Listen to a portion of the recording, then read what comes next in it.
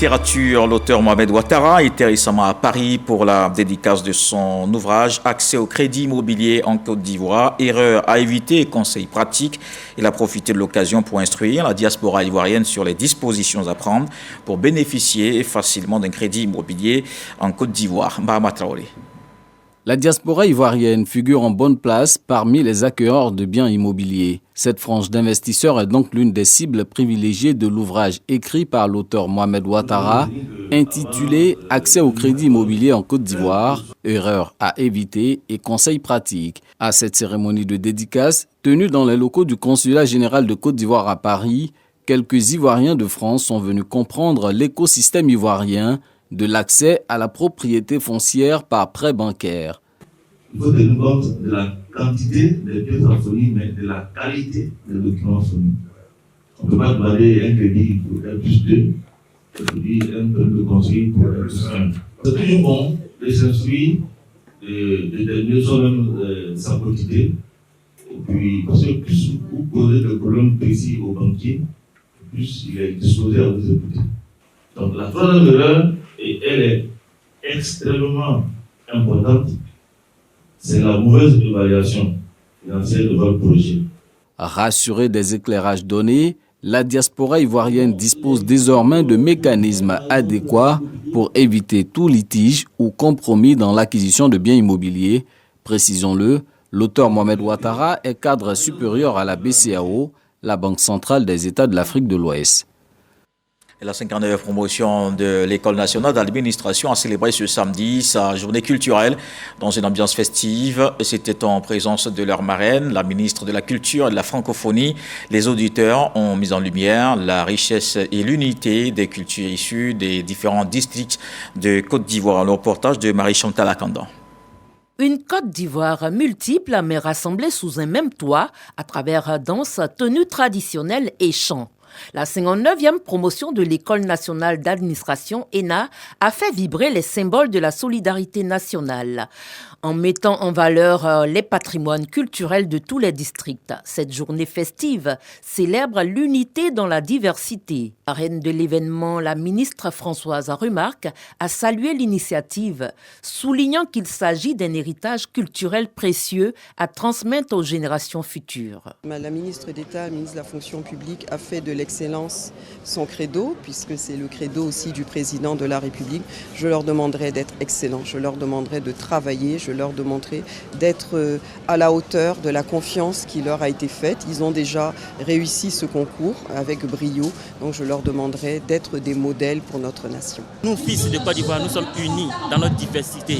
Nous sommes unis pour aller d'une seule voix.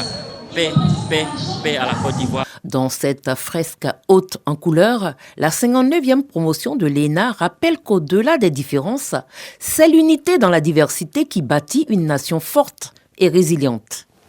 Et retrouvons maintenant l'invité de la page culture, Nabil Ajami, qui est l'auteur de l'œuvre Les Libanais en Côte d'Ivoire, entre fantasmes et réalité. Je m'empresse tout de suite de vous demander pourquoi avoir décidé d'en parler.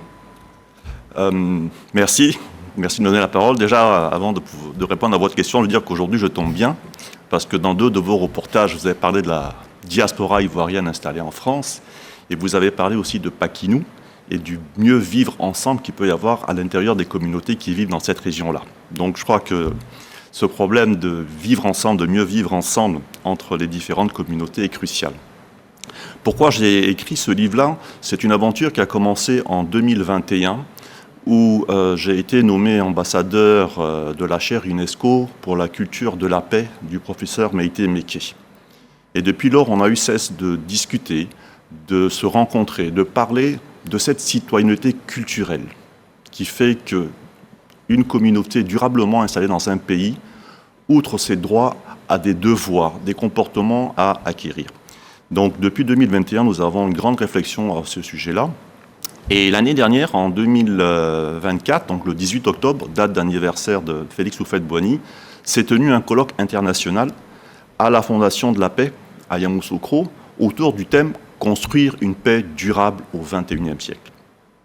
Comment construire une paix durable au XXIe siècle, avec des différents thèmes, religion, politique, etc., et avec notamment un sous-thème sur les migrations et vivre ensemble. Donc j'ai pris ma plume, j'ai soumis, j'ai apporté des éléments qui sont contenus dans ce livre. J'ai été retenu comme grand orateur. Et devant 300 professeurs, devant une salle comble à la fondation, j'ai expliqué un peu ce qu'était la communauté libanaise et au-delà de cette communauté, toutes les communautés durablement installées dans un pays. Et pour vous, justement, ce livre, c'est juste un exemple en partant de la communauté libanaise, mais vous-même, né en Côte d'Ivoire, de grands-parents installés en Côte d'Ivoire depuis avant les indépendances, comment vous vous considérez finalement? Comme un Ivoirien.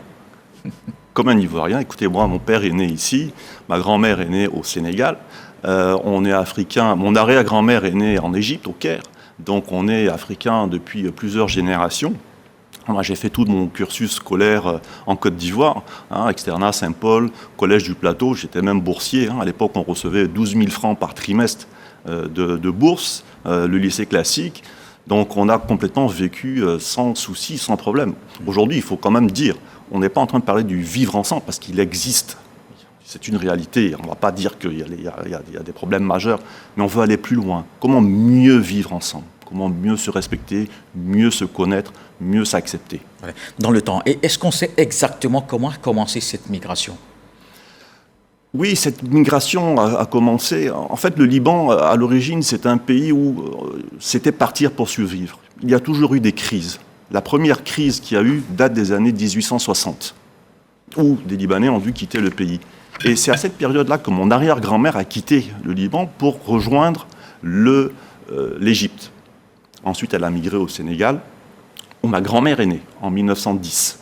Donc, il y a toujours des départs. Parce que, vous savez, quand un peuple migre ou quitte son pays, c'est pas pour faire du tourisme, c'est pas à la recherche d'une terre. C'est à la recherche d'une paix, d'une terre qui l'accueille.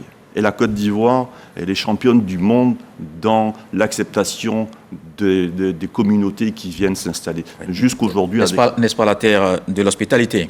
Comme le dit notre hymne national. D'accord. Alors, les Libanais en Côte d'Ivoire, entre fantasme et réalité, brouille-à-peau, Michel Degris en parle et on se retrouve juste après.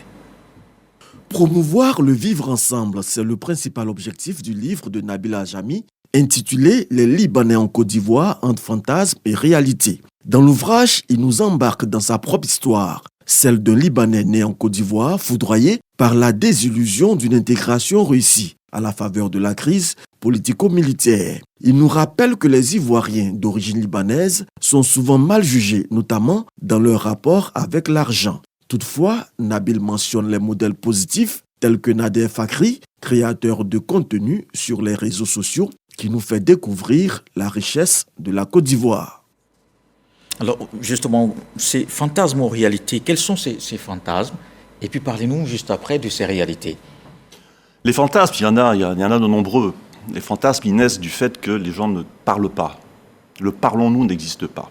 Donc, on se fait des idées préconçues, que tous les Libanais ont de l'argent, qu'ils sont xénophobes, que les femmes libanaises n'épousent pas des Ivoiriens.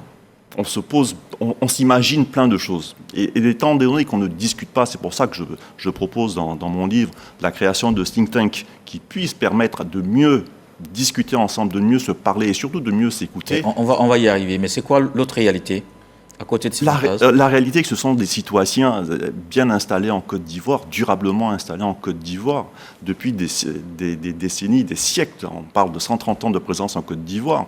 Le président Houphouët-Boigny disait que déjà quand il était petit enfant, il voyait des Libanais dans sa région. Et certainement encore pour de nombreuses, je l'espère, années. Mais pourquoi il y a autant de préjugés sur la communauté? N'est-ce pas qu'il y a aussi une vérité, quelque part? Il peut y avoir une certaine vérité, mais c'est l'identification de jeunes, comme vous avez montré, de Nader ou d'autres, qui sont vraiment des porteurs d'espoir, des porteurs d'espérance, des porteurs de mieux vivre ensemble. Et je remercie encore le ministère du Tourisme de l'avoir gratifié comme ambassadeur de la Côte d'Ivoire. Ce sont ces identités-là qui peuvent permettre de casser les rythmes. Ce qui a fait créer un peu cette distance-là, qu'on n'avait peut-être pas il y a quelques décennies, c'est l'éducation.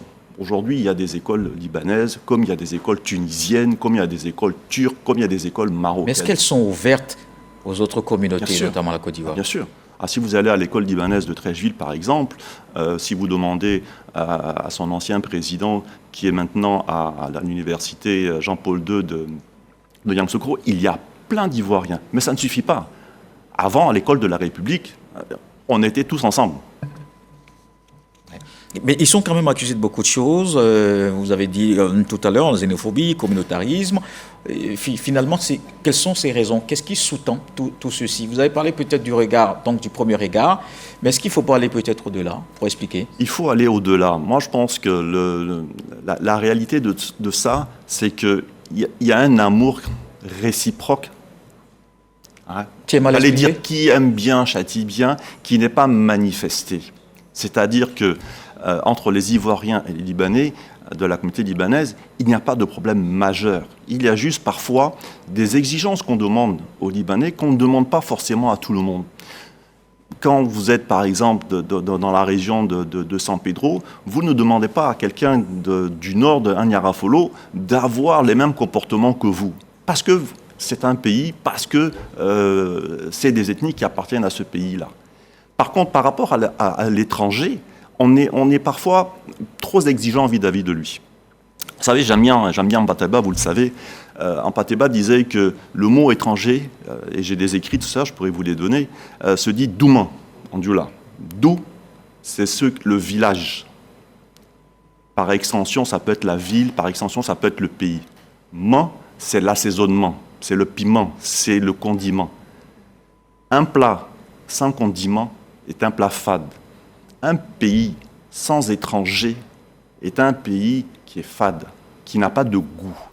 L'étranger, c'est ça. C'est la personne qui va donner du goût à votre réalité, qui va vous faire savoir que on est bien en Côte d'Ivoire. Mais des explications justement sur parfois ces rapports qui sont un peu difficiles.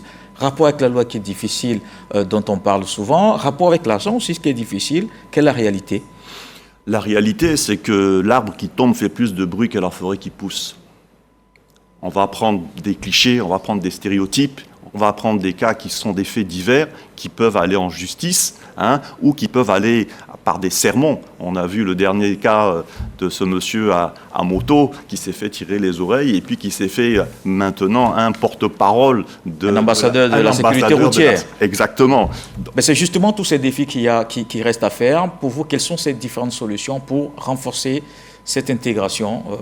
Parlons-nous, écoutons-nous. Le sport a été un exemple formidable. Pendant la CAN 2023, on a vu des tribunes. Je n'ai pas vu ni de blancs, ni de noirs, ni d'ivoiriens, ni de libanais. Les tribunes, elles étaient orange, blanc, vert.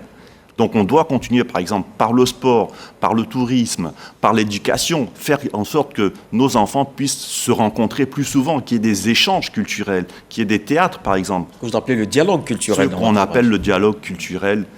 Simplement. Merci. Merci Nabil Ajami, invité de la page culture, auteur de l'œuvre Les Libanais en Côte d'Ivoire entre fantasme et réalité. Merci d'avoir été avec nous ce soir dans le journal. Vous restez sur place, un journal donc qui est terminé.